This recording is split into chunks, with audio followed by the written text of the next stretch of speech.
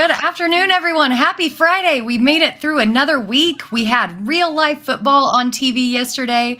Thank you so much for joining me. I am Britt Flinn, your host of Britt's Fantasy Blitz. Guys, as always, thank you for spending your Friday afternoon with me. And it is National Beer Day. So thank you for spending your Friday getting blitzed with me on National Beer Day. As always, please put your comments, your questions, anything you want to get out in the ether in the chat. And while you're there, hit the like and subscribe button. That's like Howard Bender says, that's how we feed our families. So we've got a very busy show today. There's a ton going on throughout the NFL. I was updating the show sheet just up until the very last minute. We're going to be talking about top news around the NFL, including reactions to the Hall of Fame game last night, which could anybody make any more darkness retreat jokes? That it went overboard, guys. It went overboard. We'll also be talking about our player debate series over at fantasyalarm.com. This topic or this player of this topic today is Calvin Ridley, put on masterfully by Colby Conway and Kevin Tompkins. So we'll be getting to that. But since it is Friday and since it is National Beer Day, we're also going to be joined by a very special guest for Fantasy Friday Happy Hour. Our guest, Brian Drake, host of 2 Point Stance podcast on Fantasy Points, the FF Hustle with Dwayne McFarland, a SiriusXM fantasy football host, and a two-time FSWA nominee. And for Fighting Chance Fantasy, one of my mentors, somebody who got me in the space. Cannot wait to have him on and parse out just some little light topics and possibly the Eagles. Ugh. If you guys know, I'm a huge Cowboys fan, and talking about the Eagles, I'm getting it out early. I'm getting it done early, and I would have nobody else to talk about it with than Brian Drake. So let's get to some news here. Like I said, the Hall of Fame game was last night, and there were definitely some takeaways. Zach Wilson kind of looked decent. I wouldn't say that he looked like the number 2 overall pick, but he definitely looked improved from what he did last season. And that's making me think that Aaron Rodgers is already having an effect on him as a mentor. The 157-yard throw was just so beautiful. So I think if Wilson improves, he could still have a future in New York. We know that Aaron Rodgers isn't going to be there for very much longer. He's on the older side, the downside. We weren't even sure if he was going to stay after this season. So maybe Zach Wilson, with the correct tutelage, could get some work with the New York Jets eventually. Moving on. Hi, everybody in the chat. Hi, Ann. Hi, Club Fantasy. Hi, Skinny. I'm with you. It's National Beer Day. Don't mind if I do. It is 107 degrees, so beer is extra refreshing when it's that hot outside. Flipping to the other side of the ball, the Cleveland Browns quarterback, Kellen Mond, he looks like doo-doo. He was a 2021 third-round pick, but he went 13 for 19 with 92 yards and a touchdown, but he did have a very bad interception. And honestly, if you watch the game, a lot of those completions were just to the running backs and very little downfield looks. He didn't go through his reads. He was pressured a ton. Rookie Dorian Thompson-Robinson, however, looked dynamic, finishing 8 of 11, 82 yards, a touchdown, and he tacked on 36 additional rushing yards. We'll talk more later with our guest, Brian Drake, about his reaction to the Hall of Fame game, but my initial gut reaction is that DTR looked the best out of every quarterback last night, not just the Browns quarterbacks, but every single quarterback on that field. Seeing that little shimmy and how well he sold the fakes with his rushing ability, yeah, he's going to be something. He's going to be good. It's also of note that if the Browns offense operates in the same way that they did last night, that there are going to be a ton of screens to the running back, and that means Nick Chubb to the moon. You love to see it. We've already known that he is one of the best pure rushers in the entire league. And everybody's gripe about him has been, well, he doesn't catch passes. Kareem Hunt's not there anymore. If he gets incorporated into this passing game the way that the backups were last night, he's going to explode. And I cannot wait for that. Cue a shameless Chubb joke. So, moving on to some more NFL news, let's get away from this Hall of Fame game so I don't take all the talking points away from Brian. Cooper Cup is day to day with the hamstring injury, which is good. Offensive coordinator Mike LaFleur doesn't expect him to miss any real playing time, which is great news for fantasy managers who've already drafted him. But I want to make a point here and say this is why we should not be drafting this early. Okay, I get it with Scott Fishbowl. I get it with some charity leagues. But the home leagues, the dynasty startups, all of those leagues who are drafting this early, what are you doing? We get bit by this every single year. You had Travis Etienne 2 years ago. This year, we've already seen Kadarius Toney go down. Even some of these running backs that we've been drafting lose their fantasy value in the upcoming weeks with the signing of the multi free agent running backs on the market.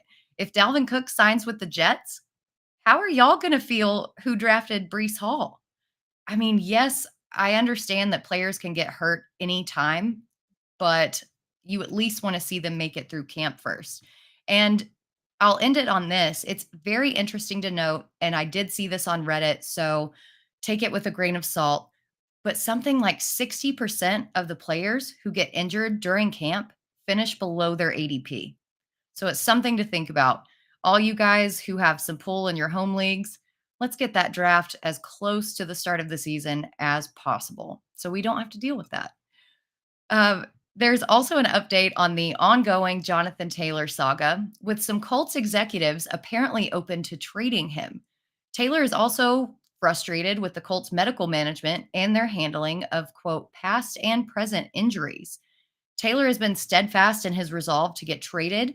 And while he still remains on the pup list, do you think the Colts should play hardball or just let him go? You can let me know in the chat. I'm of the opinion that they just need to pay him. I think that he's the best player on their team, and letting him go would be extremely stupid.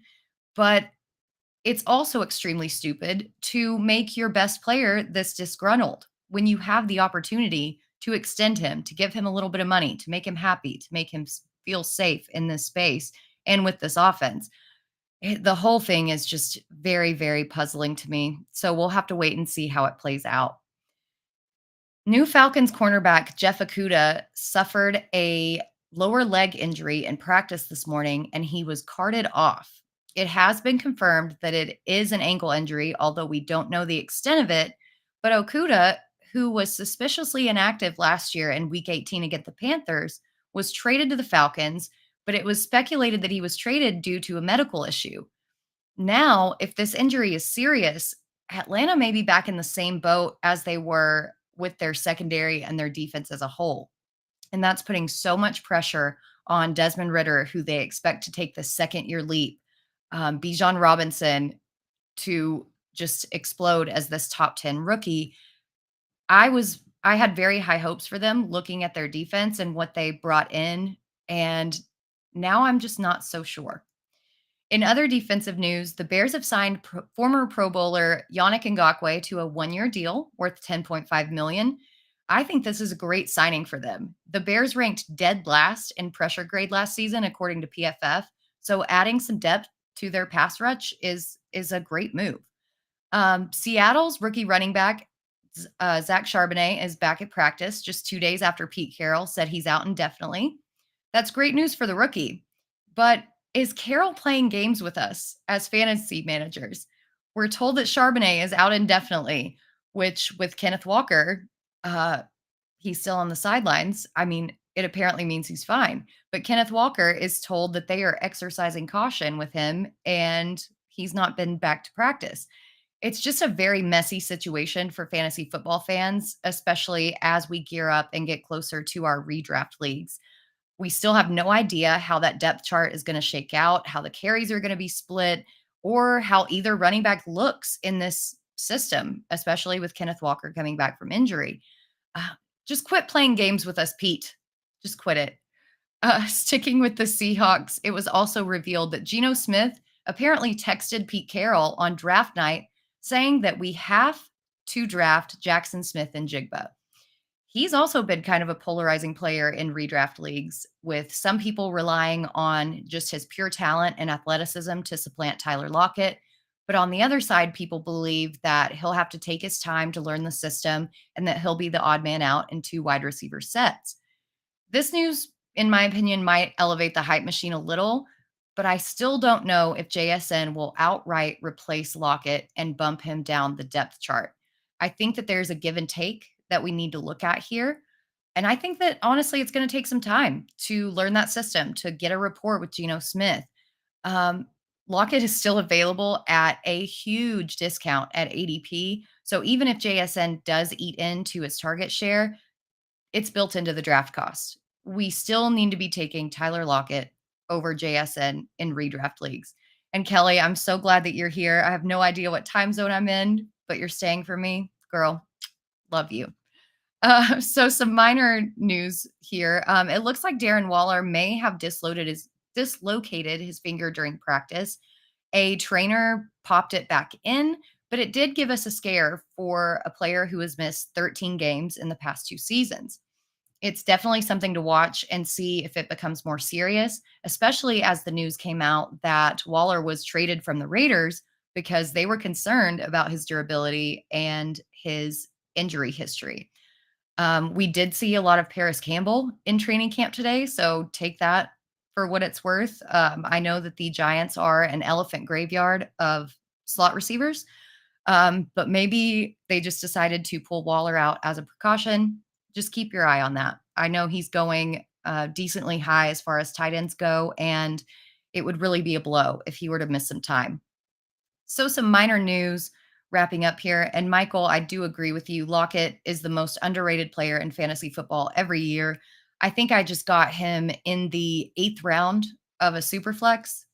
I mean, the 8th round, guys, he finished. Yeah, come on. Stop overlooking Lockett. Just stop it. All right, getting to the minor news. Tight end Mercedes Lewis signed with the Bears. This contract will make him tied for the longest tenured or longest career tight end in the league.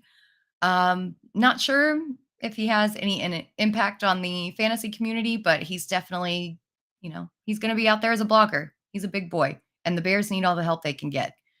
Cam Jordan and the Saints agreed to a 2-year extension, probably meaning that Cam Jordan is going to retire with the same team he was drafted by, which is a huge rarity. Great testament to him as a player. He's still going to have an impact. It's great to hear that he's going to stay with the Saints. In some kind of scandalous news, the Titans waived potential right tackle starter Jamarco Jones after multiple fights at practice. This is another blow to an already depleted offensive line.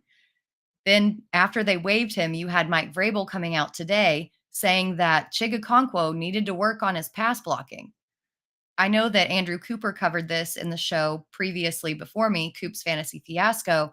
We were so high on Chigakonkwo coming into the season, but then DeAndre Hopkins got signed. They lost one of their linemen to a gambling suspension. Now they lost a potential starter just because he couldn't keep his head together at training camp.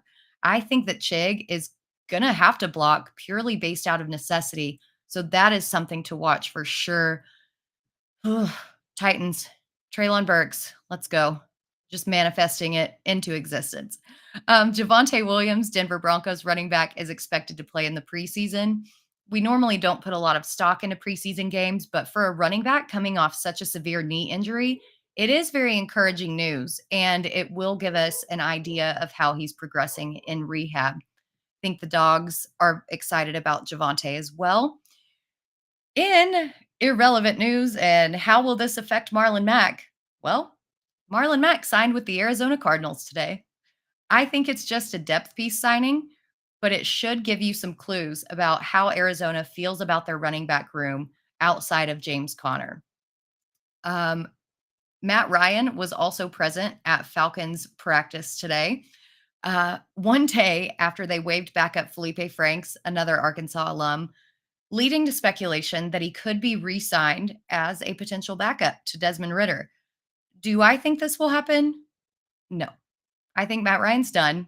I think he needs to stay at home and just do that. But if it were to come down to, signing a one-day contract before he retired, I think that's more than likely what's going on. Finally, Aaron Rodgers was on the sideline at the Hall of Fame game last night.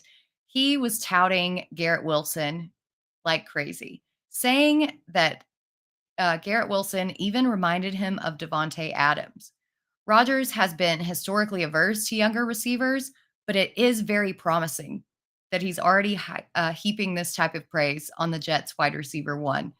So that's our news for today. If anything comes down through the wire, our producer, Ernie Acosta, will let us know. But we have so many training camp news and injury updates already over on fantasyalarm.com as part of the draft guide. The draft guide is what we call a living draft guide. It is updated continuously. I cannot tell you how many times I'm running back to that training camp or off-season injury report and updating it as soon as I get any little bit of news. We're not going to leave you out here to dry.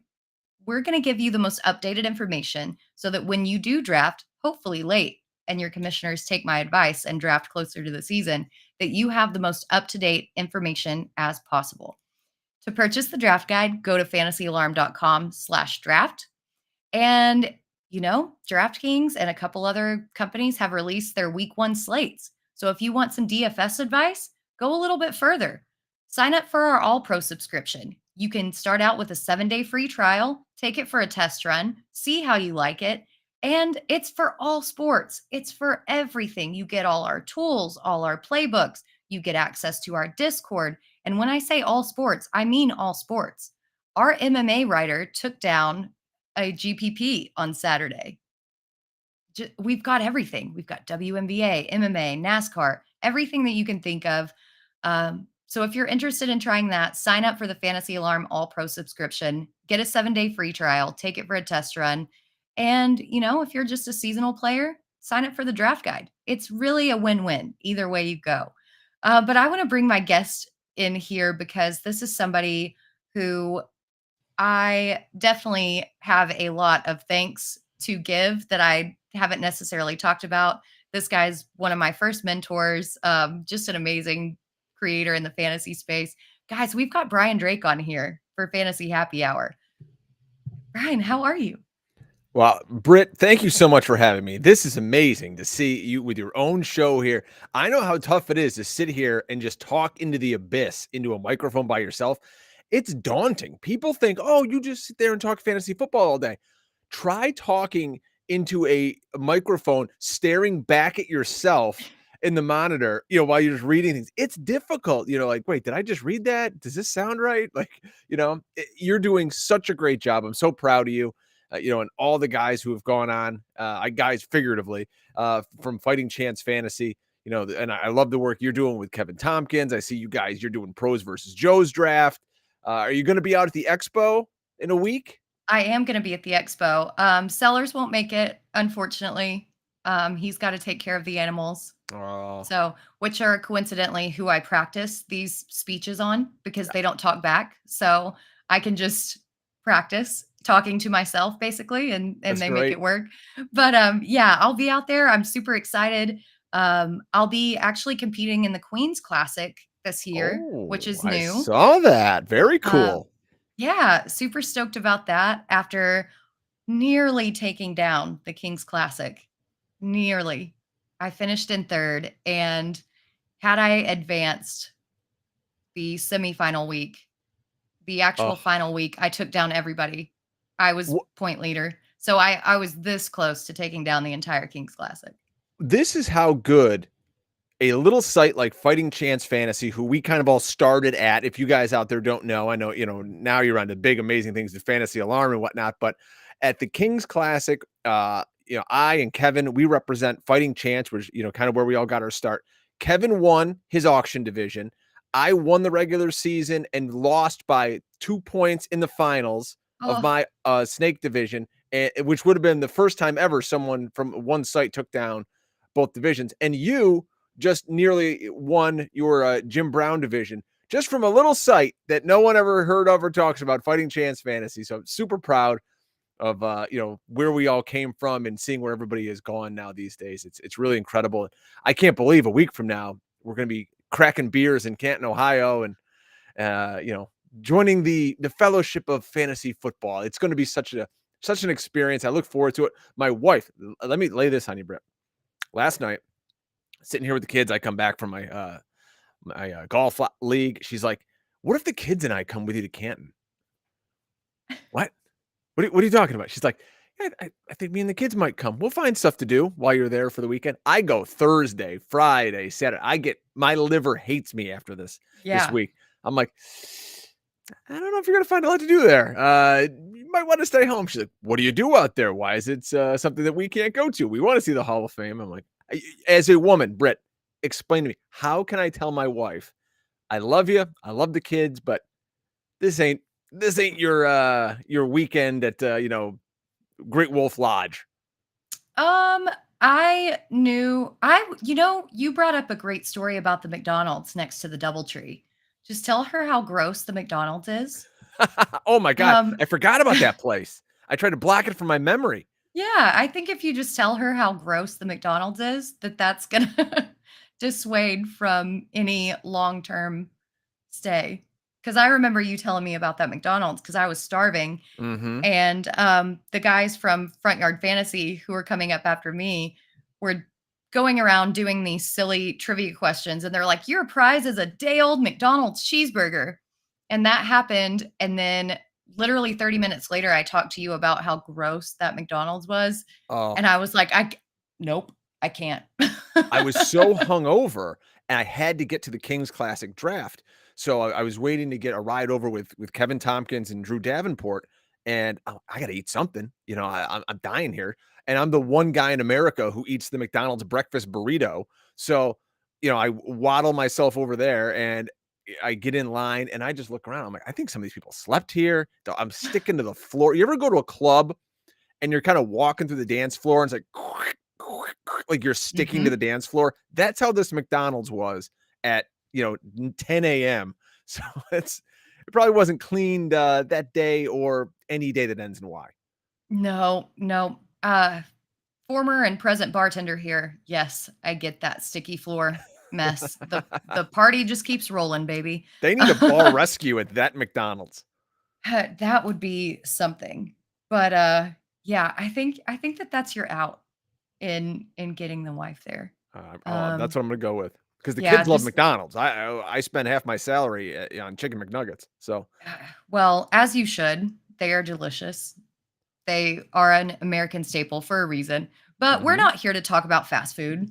We're here to talk about football. And I think something that you brought up is so pertinent. So many people don't know that we all got our start at this little bitty site called Fighting Chance Fantasy. And Mhm. now you're out there, you've got a ton of podcasts and you're always cranking out content and you're doing this solo. So, what's been going on with you and what do you have coming up for the people who may not know you? Yeah, so you can follow me on Twitter at Drake Fantasy. I got my start at Fighting Chance with, Ryan Hallam, Steve Rappin, and all the great guys over there. I've kind of working behind the scenes, writing, podcasting. Started a pod called the Fantasy Football Hustle with my friend Dwayne McFarland for about 5 years. That blew up to the point where some guy named Matthew Berry, I'd never heard of him. He hired Dwayne away, and now Dwayne works for him at Fantasy Life. I couldn't be more proud and happy for my friend to do that. But it kind of left me in a spot where I'm like, all right, well, I can do this hustle solo as I did last year. And then I got scooped up by John Hansen, Joe Dolan, and the guys at Fantasy Points. And I've been doing pods over there called the 2 Point Stance with Joe Dolan. And I actually do a show with the guru, John Hansen, called Ask Guru Anything on the Fantasy Points YouTube. Boy, what else? And I've got something coming down. I'm just waiting. I'm refreshing my Outlook mail as we speak, waiting for a contract to come down from not a new site, but a very, very large site that's going to be getting into the fantasy space for the first time. And they're going to make me their lead fantasy writer for 2023. So these guys are either visionaries or complete morons. So we'll see how it all shakes out once the T's are crossed and the I's are dotted. I cannot wait for that. This is so well deserved for somebody who, again, has been my mentor, has been so good in this fantasy space, both on radio and in print. I mean, I don't think that you realize how much you influenced me in my writing from early on. But also, Wow. you brought me on Sirius XM onto the PFF show, Yep. and that was my first appearance there. And I have no doubt that they are visionaries. You were going to crush this year. But speaking of SiriusXM, there was a segment on the Fantasy Alarm show last night, and it was Roast My Draft. So that kind Mhm. of made me start thinking about some of the bad picks I've made in past years Oh, boy. because as our drafts are coming up, all these keeper leagues, the ones who require you to keep your picks in the same round that you drafted them in, we're all looking back and reliving kind of some really bad picks that happen. So I started thinking about that. I want to know, what are some of the worst picks that you've made in fantasy or even seen? Well, looking at the show notes, I had to start digging through my home league that I've had now for 18 years. We're legal officially in the Alcoholic Haze Fantasy League. And in 2014, I had the 11th overall pick. I took Monty Ball of the Denver Broncos. Uh, so I'm thinking, okay, Monty Ball, this guy's going to break out. He's in this great offense, blah, blah, blah. Week 1, half point PPR, he scored 15 points. I'm like, what a steal. I'm the smartest guy in this draft. Week 2, dipped down to 10. All right, well, that happens. Then he had 3. Then he had 2 points. Then he was done for the year. So he was gonzo for me. In the second round, I took Des Bryant. He was fine.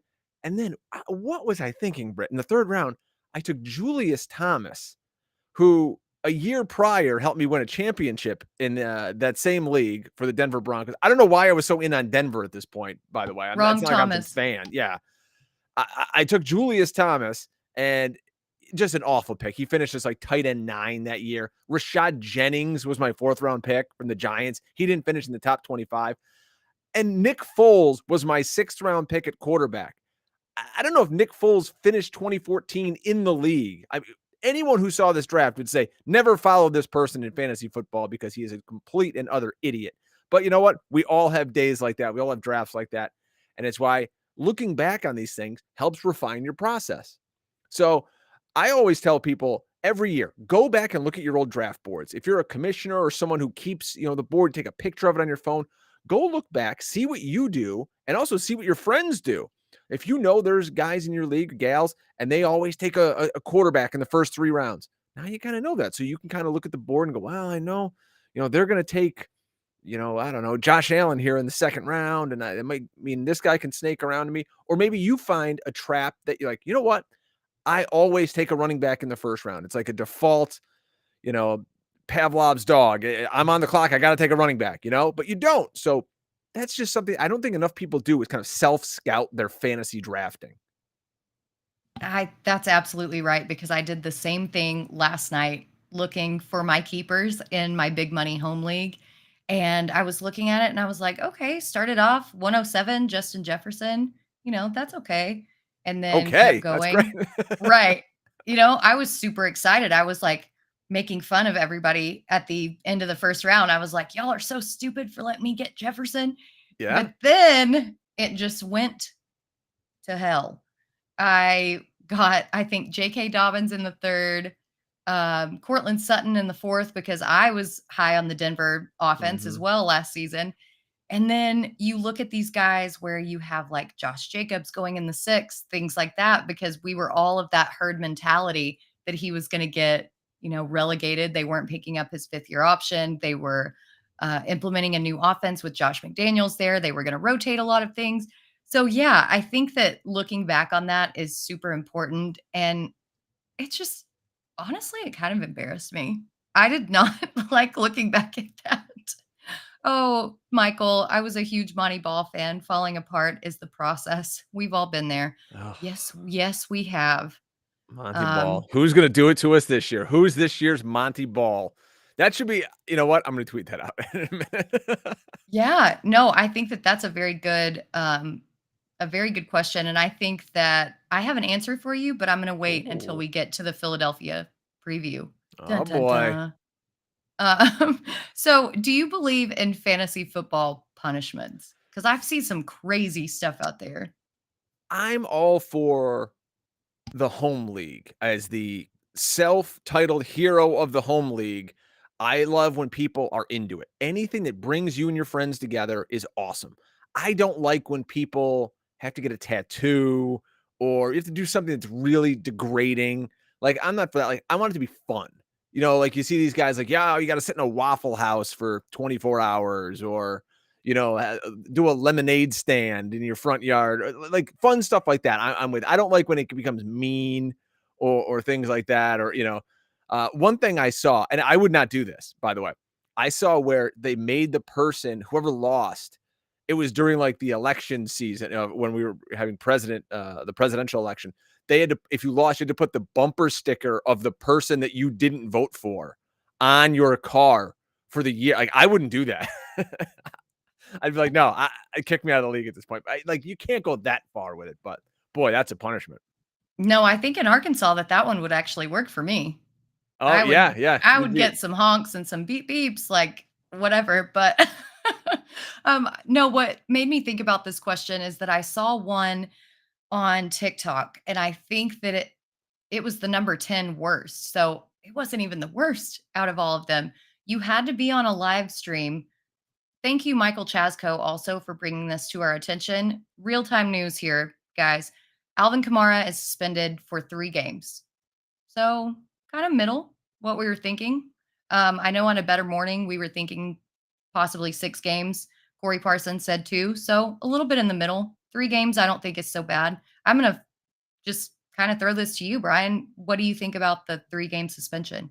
I think that could be best case scenario for Alvin Kamara right there. And I know there were tweets earlier today. People are getting excited about, him getting more involved in the passing game. And that's really what we need from Alvin Kamara. He only ran, nearly ran for, I think 900 yards last year. He only ran for 2 touchdowns and he only scored 2 receiving touchdowns. So I think he was 5th among running backs in targets. When he had Drew Brees under center, he was over 100 nearly every season that he played. That's where his value really lies. I don't know if Derek Carr is the guy who can get him the ball in that situation, but it's got to be schemed that way. And maybe, they're going to say, hey, we don't want to grind him between the tackles. That's what Jamal Williams can do, and they just drafted a flashy young rookie who I'm kind of high on, and I think he's going to get a shot.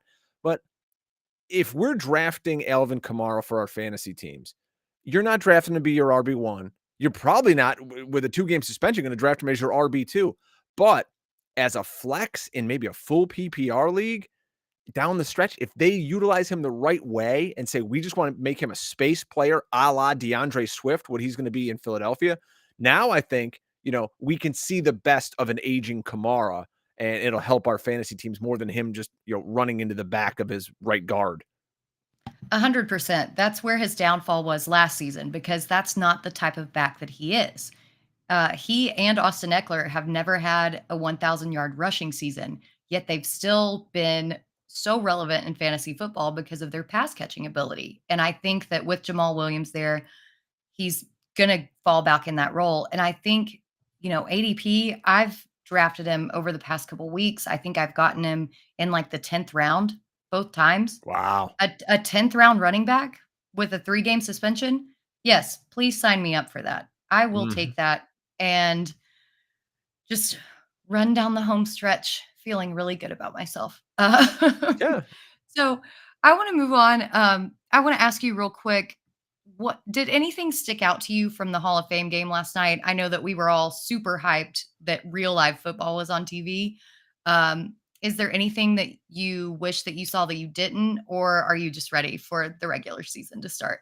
My son is really getting into sports now. He just turned 11, so he was super hyped up. He's like, Dad, we got to watch the Hall of Fame game. It's football. It's back. And I'm like, slow it down, buddy. This is essentially a high school game.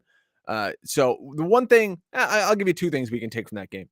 Izzy Abanikanda, the backup running back for the Jets, looked shot out of a cannon, scored a touchdown. He should be on the radar, especially you Breece Hall owners out there this season. If Breece Hall isn't ready or, kind of relapses another injury, I think Abanikanda, the rookie the Jets just drafted, could be someone who could get a lot of high leverage touches for the Jets. And also Jerome Ford didn't play for the Browns. So if you're telling me now that Nick Chubb's not going to play and Jerome Ford's not going to play, it's telling me that Jerome Ford's probably going to have a pretty good role. Is it going to be Kareem Hunt-like? I doubt it. It'll be the same, but he's valuable. He should be owned in all 12-team formats. I love that you just said that because going back to the very early part right before the NFL draft, I was so high on Ford, and seeing him not play in that Hall of Fame game just gave me all the confirmation bias that I could ever ask for. So I'm so glad that you Absolutely. said that. My taxi squads on several dynasty teams were smiling last night when they saw that. Oh, 100%, 100%. So I want to talk the Eagles with you really fast Sure. because with me as a Cowboys fan, you know, Ugh. it's kind of rough. I kind of have a hard time talking Eagles, especially when admittedly they have done so well. Howie Roseman is a genius at GM. The talent that you guys have brought on as a team as a whole is just Mhm. absolutely insane. And they did make some pretty good trades and free agency moves. And you brought up DeAndre Swift and what his role was going to be in Philadelphia. I've seen multiple uh, just narratives that it was going to be Rashad Penny, that DeAndre Swift looks like the RB1 in camp. Then today it came out that Kenneth Gainwell was the guy who was getting the reps in the 2-minute drill. I mean, this backfield is just so wide open. Mhm. So, what are your thoughts on the Eagles' backfield with Rashad Penny and DeAndre Swift? I think the Eagles' offense is going to be great. I think week to week, you're going to have no idea who's going to score and be fantasy worthy from this backfield. And as an Eagles fan, I'll say this: I don't really want any of them. I'll just take the guy who's the latest, because the Eagles last year with Jalen Hurts under center, obviously we know Jalen Hurts is the goal line back there, and what he did with the tush push and all his, what did he have? 13 rushing touchdowns last year. The Eagles did not throw a touchdown pass to a running back last year. So, and they had good pass receivers: Miles Sanders, Boston Scott, Kenny Gainwell. Two of those three are back. Now we had Swift. So I think Swift is going to be schemed up more than Miles Sanders was in the pass game. I don't think they're going to try to run him between the tackles. They know he's Mr. Glass. There's no need for that. That's why you have Penny. That's why you have, Gainwell. And that's frankly why you have Jalen Hurts also. So full PPR, if I got to draft any of those guys, I'm going to take Swift. Because remember, if you look at what Swift did last year for a team that wanted nothing to do with him, he averaged more fantasy points per game in a PPR than Jonathan Taylor, Travis Etienne, Miles Sanders, Kenneth Walker, Najee Harris, and Dameon Pierce. He was 16th overall in points per game among running backs. He did nothing last year for fantasy. He was 43rd in rushing attempts last season. So he's just a guy, sort of like what we're talking about, the new role for Alvin Kamara. So that's what he's going to do. He's going to catch balls out of the backfield. If he falls and I can get him affordably, maybe as my third running back, fine. I'm not going out of my way to get any of those guys, though. Well, so since last year, the Eagles literally threw the dead last number of targets to the running backs. I'm wondering your thoughts on Brian Johnson. Mm-hmm. Do you think with the departure of Shane Steichen that this offensive scheme changes much, or do you expect them to kind of operate the same way that they did under Steichen? Do you think Swift is actually going to have those opportunities? I think it's still Nick Sirianni's offense. So he is still the mastermind behind it. The interesting part is going to be Brian Johnson never called plays in the NFL. So that's going to be something we're going to have to see. Remember, Sirianni, when he first got the role as head coach, he called the plays. And then a few games into the season, he gave up that job to Shane Steichen, who obviously had a great run and moved on to become a head coach. So that's going to be interesting for me to see, is this change in play caller. Do we now start targeting the running backs a little more? And from practice reports, yeah, I mean, that's why you traded a pick to get a guy like DeAndre Swift, because you want to utilize his shiftiness in space. I mean, DeAndre Swift put up 144 yards week one last year on Philadelphia. So they know what DeAndre Swift can do. I just don't think they necessarily want to see him, being fed 20 carries. That's not the player I think that he is. But yeah, I think the Eagles would be fine with that kind of talent out there on the field. It's hard to screw it up. I mean, they could have me calling plays out there like it's Madden, and with AJ Brown and Dallas Goedert and Devontae Smith, you're gonna score enough points. You'll be fine. I love that you say it's fine, like just so casually when they're, Yeah. the Super Bowl runner ups. Like, they're going to be fine. It'll be Yeah. fine. No, they're going to be more than fine. And I hate that for you and for them. Yeah, it's just their offense didn't cost him the Super Bowl. As my son, Yeah. he cried after that Super Bowl loss. Oh, He was bawling, and I was eerily okay with it, But I sat there and they had a 10-point halftime lead and they blew it. You didn't stop Patrick Mahomes once in the second half. The Chiefs scored every time they had the ball in the second half. That's the problem. That wasn't the offense's fault. It was the defense didn't stop them. Maybe it's the field or whatever, or the idiot defensive coordinator they had in Gannon. But that's what hurt the Eagles. At 70 sacks, most sacks in the history of the NFL. And we're going to blame the defense. But hey, in that game, that's what it is. Yeah, it was being in Arkansas. I had a lot of Chiefs fans over here. So I was kind of in a 50-50. I didn't really care who won, but also Mahomes was just annoying me at that point in time, I think. So going to the Eagles signal caller, Jalen Hurts was runner-up in MVP voting last season, finished second in voting. This year, his MVP odds are still plus 1,200, even though nothing really changed on that offense. I think, if anything, they improved. So do you think that those MVP odds are an automatic smash for Jalen Hurts? I mean, it's definitely a ticket that I'd want to have because it's a quarterback award. So if he doesn't win it, who else could win it? It's going to either be Mahomes, Burrow, Allen. I'll give you my sneaky pick for MVP. Tua Tagovailoa. I think the Dolphins, I know we're going to throw some flag plants later. Sneak peek to that. Dolphins win the AFC East. Tua is a top 3 finisher for NFL MVP. But can Jalen Hurts win it? Yes, because I think this year he throws more touchdown passes. And, they don't rely on his legs as much. So he's still, remember, folks, Jalen Hurts, up until this year, was a total unknown as a passer. They knew, he could chuck it deep, but his accuracy was really in question. And they weren't sure if this kid was going to be an NFL quarterback. And of course, he goes out and has a great season, gets a huge contract, and, we're off to the races. But that could really improve. Imagine if he throws 30 touchdown passes this year to go along with whatever that team does on the ground. Yeah, he's got a great shot, but it's just so tough, I think, to pry it away from Patrick Mahomes. That is the linchpin always, right? Patty Mahomes and what he can do just because he's so flashy. But I think that Hurts definitely deserves some consideration. And looking at the schedule that they have to play, I think if you go up against the NFC East Jets and their defense specifically, which I'm very high on the Jets defense, if you can do something against them and prove against a couple of these defenses that, like, yes, I'm that dude, I'm just as good as Mahomes, then he's going to have a chance. So I know I've kept you for a little bit too long, so let's just rapid fire a couple of these questions with the Eagles.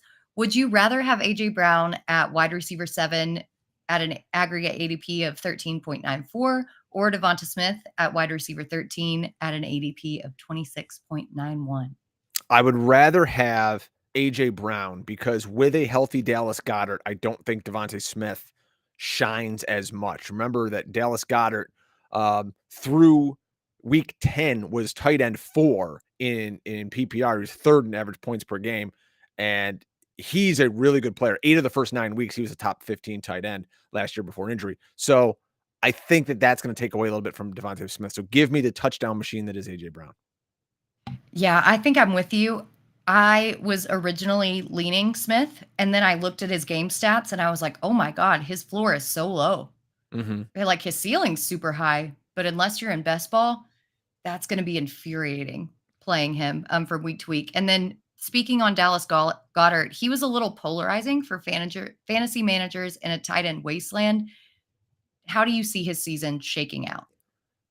I love Dallas Goedert. I tout him wherever I go. I actually looked up some of the Eagles' red zone numbers from last year. So if you look at 2022, now this is Dallas Goedert playing 5 fewer games than Brown and Smith. He had the same target percentage as A.J. Brown in the red zone, 21.7%. Had the highest targets per route run, only 1 fewer red zone reception than A.J. Brown, 2 less than Smith. He played 5 fewer games.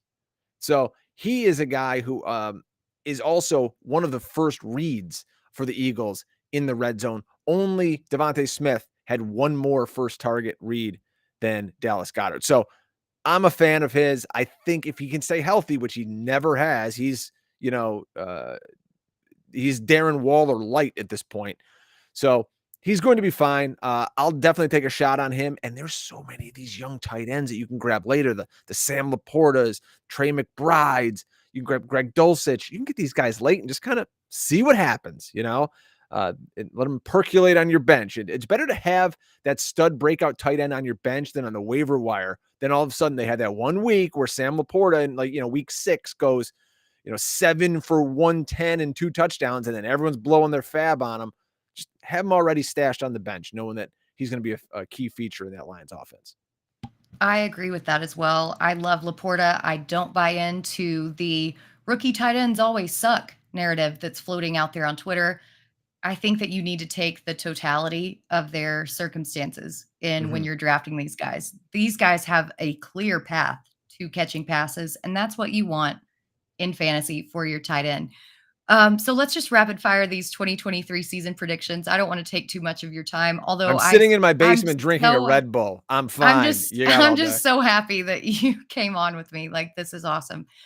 So I saw on Twitter that you have some thoughts about Desmond Ridder, and thoughts, I mean, kind of, how do you see this Falcons offense shaking out this year? And do you think that the top guys are worth their ADP? Oh boy. I do like Bijan Robinson. And I think if you can get him in the back half of your first round, absolutely go for it. Because number one, he's good. And number two, you look at Desmond Ridder. He was 47th in adjusted completion percentage in his four starts. 47th. That's insane. He's just not a good player. And if you look at people go, oh, Marcus Mariota was so bad. There are metrics where Desmond Ridder was worse. And then you've seen highlights already this summer where it's like Desmond Ridder throwing a dead duck up in the air. He's not an elite passer of football. I don't know why they didn't go out and try to spend a little money and get a veteran like a Derek Carr, like a Jimmy Garoppolo, because this team, their defense is better than people think. They've got a ton of weapons around them. Desmond Ridder's not the answer to this team. They're going to be middling enough in a terrible division where they're going to win 7-8 games, and then they're not going to have a chance to get one of the elite signal callers coming out this year. So they're stuck in mediocrity again. But I worry because I don't trust the play caller. So yes, I'm in on the running back Bijan Robinson in terms of Pitts or Drake London. I can kind of take it or leave it. London left a lot of people out in the cold last year. I did a Hate the Drake segment on Sirius XM. Every week, Pitts or London was on there because they scored 4 points. Well, because as Howard Bender says, Arthur Smith loves nothing in this world more than running backs into oblivion. And that's his whole thing. Game script be damned. He did not care. He was going to run that ball. I don't know if that's more of an indictment on Mariota or Ridder, to be honest, but they both stink. It's going to be very interesting to see how this plays out. But so you talked about some of your favorite late round tight ends just briefly. So I'll finish on this. What are some of your flag plants and hot takes for the season? Because it is TAEK season on Twitter for fantasy. Yeah. So I'll throw these out rapid fire for you. Cooper Kupp, if he's healthy, he's going to lead the NFL in targets. Number 2, you'll never regret drafting Josh Allen or Patrick Mahomes. Whatever you think about him, personally, you cringe. They will always put up numbers for you. The Packers are going to win the NFC North, and Jordan Love is going to be much more than serviceable. He is going to be a surprise top 12 quarterback in fantasy. I think Dak Prescott turns it around, has a better season that his ADP indicates. Look at the weapons around him. Brandon Cooks, and you get a healthy Gallup, CeeDee Lamb. They're not going to be as reliant on the run game. Tony Pollard's great out in space. I said Miami wins the AFC East, and Justin Herbert finishes as a top 3 QB thanks to the new OC, the healthy O-line, and the bevy of weapons that he has around him. Oh, I love that last one so much. I thought that the Dak one was my favorite, but I think I just switched to the Justin Herbert one. So, and you can get both of them fairly easy in your drafts. It's not like you have to break the bank to go get Dak Prescott. No, not at all. I think I got him in a super flex in like the 3rd round or something like that. Wow. Recently. I mean, people are so off on Dak that it's not even funny. But we'll have to see. This is all the fun about off-season fantasy football, is making these takes, talking about our teams, about how everything shakes out. And I'm so glad that I got to talk to you about this today because if you were absent in the beginning, Brian Drake is one of my mentors, one of the first people that I worked with is in this fantasy football space. And it's just amazing to share this with him. So if people don't know, just let them know where they can find you. So I'm on Twitter at Drake Fantasy. Don't worry about threads or any other stuff. No one's on those platforms. It doesn't matter. And check out my podcast I do with Joe Dolan called the 2 Point Stance, Fantasy Points Podcast Network. And go check out the Fantasy Points YouTube channel. I just dropped a new show, Ask Guru Anything, with the guru, John Hansen. Who now you are not just a random fan in a draft, Britt. You are an actual commentator with her own show for a major media outlet. So inside joke between you and I. But yeah, it's great to see you here. I'm so happy for your success. And yes, that is the winged eagle back there, is the guy in the chat asked about. I'm a big wrestling nerd, which, being in a basement on a random Friday, you could probably surmise. Oh, that's so great. Drake, thank you so much for being here. I can't wait to see you next week in Canton. We'll be out there. Cheers. This Red Bull will be an IPA in 1 week's time. So yes, we'll see you then, my friend. water and Mio. Cheers is to you. Cool. Thank you so much. Oh man, guys, that was amazing. So we don't have too much time left, but I want to get into some of our player debates, which is our new article feature over at fantasyalarm.com. How do you weigh the good and the bad between all of these players? We've talked a little bit about players that we're in or out on through whether it's the Alarm Fantasy Show, but the truth is that you can cherry pick stats and make it a positive or negative case for so many players. If we all knew the answers to what was going to happen, we'd all be rich and we wouldn't have this wonderful game that is fantasy football. That's what we're aiming to do here over at Fantasy Alarm with our player debate series. The first article was released yesterday, and we have several more coming up to help you decide which side of the coin that you fall on. This is also a reminder or disclaimer. We do not love or hate players. We love or hate their ADP. Every player in the NFL is incredibly talented, and I can't even tie my shoes without falling over sometimes. So I'm definitely not denigrating the player and their talent. The thing about ADP is that you can't really rely on it for accurate representations of how our leagues are going to shake out. Last year, I pulled up the info for my big home league. Christian Kirk was going in the 7th. Devonta Smith was going in the 8th. And then you had people like Cam Akers and Kyle Pitts going in the 3rd. You just have to do the research before your drafts instead of just showing up and letting ADP dictate what you do. And that's what we're here to help you with. So it's easy for anyone to bet on talent, but when they're going to a new system, have a new quarterback, new coordinator, whatever the case may be, these stats may not carry over from last season. This is 2023, people. What was true last year may not be true again. We have to do a little balancing act of looking at past production and kind of using our crystal ball to assess how the situation's going to play out this year. One of my favorite examples, especially after just talking about the Philadelphia Eagles with Brian Drake, is A.J. Brown. He provided such a huge value at his ADP last season, and people were looking at him as if he still played on an offense that was one of the most run-heavy teams in the league with an aging quarterback, when in fact, he went to a team that was more than willing to incorporate him in their offense with an MVP runner-up in Jalen Hurts. Guys, let's just think Thanos. We're all about balance here. You can't completely look at these situations in a vacuum, and you definitely can't live in the past. But today, I'm stepping off my soapbox. With that said, we're going to talk about a guy who, although he has displayed talent as a wide receiver 1, this sample size has been small, and he's been out of the league for pretty much 2 years, and he's on a new team. And this guy is Calvin Ridley. So just some numbers. Ridley finished his rookie season as a low-end wide receiver 2. He was wide receiver 3 in 2019. But in 2020, he finished as the wide receiver 5 in PPR leagues. And he had almost 1,400 yards and 9 touchdowns with a pre-washed Matt Ryan. So are we looking for an upside with him at an aggregate ADP of wide receiver 17?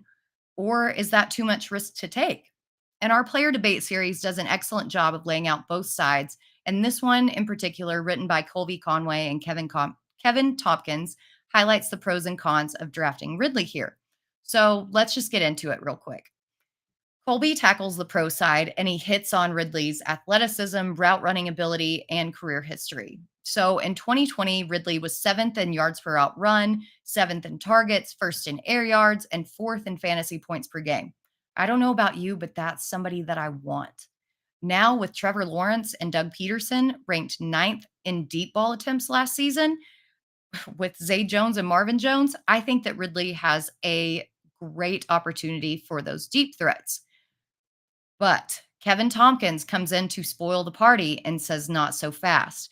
Kevin points out that the time off from actual NFL gameplay is a concern because practice doesn't necessarily replicate the speed of real gameplay. And there's also concern about how much of a target share that Ridley can get with a consolidated group. Last season, the receivers and Evan Ingram ran a fairly number even of routes, and we still don't know how these targets are going to be distributed. So while I tend to fall in the group that's higher on Ridley and is more than willing to draft him where he's falling to take a chance on his upside, if you're more risk averse, take Christian Kirk later.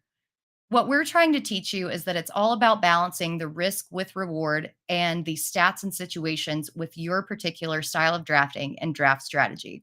And that's why it's important to not cherry pick stats.